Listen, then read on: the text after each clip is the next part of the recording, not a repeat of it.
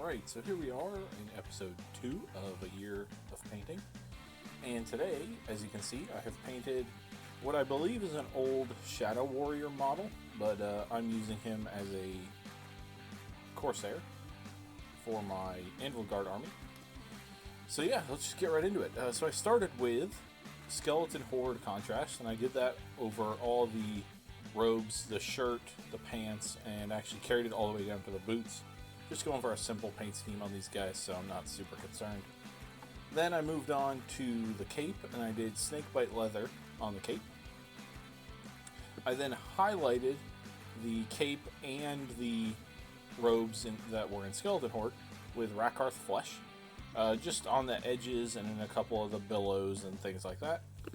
And then on the robes, just in a couple of the highest spots and the sharpest edges, I used some Pallid Witch flesh. Then I moved on again, and I did the purple tabard.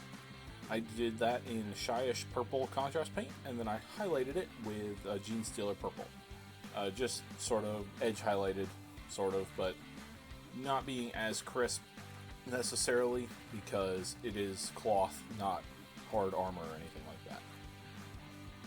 Then I did the belts and pouches around his waist in Gorgrunta fur, and I highlighted those in a Cadian flesh tone. I think, as the name suggests, normally Cadian flesh tone is used for skin, but I think it's a really good highlight color for Gorgrunta fur, so that's what I used.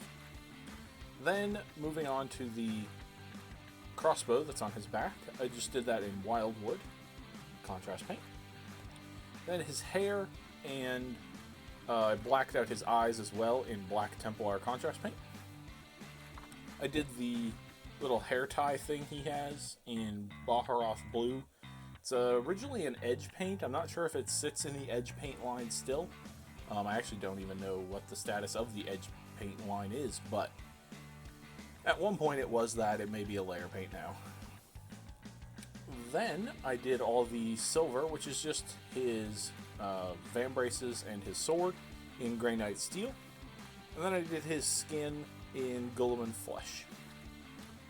So then the only thing really left to do was I did some Nuln oil on all the metal as well as his hair, just to flatten it down a little bit, and then in just the deepest recesses of his cloak and his cape, just to ease the transitions, or sharpen the transitions, I guess, between different parts of him.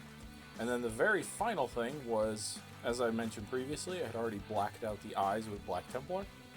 So then I went in, and leaving a black line around the eye, I painted with Pallid Witch flesh to get the white part of the eye. And then right in the middle, I just did a dot of Abaddon black for the pupil and iris of the eye. And yeah, that's all there is to it. Normally I would have based him, however, I do not have the paint that I need to finish the base, so I just left him like this. Some miniatures throughout this hopeful 365 episode series will have fully done bases, some won't. I'm not going to be too picky about it.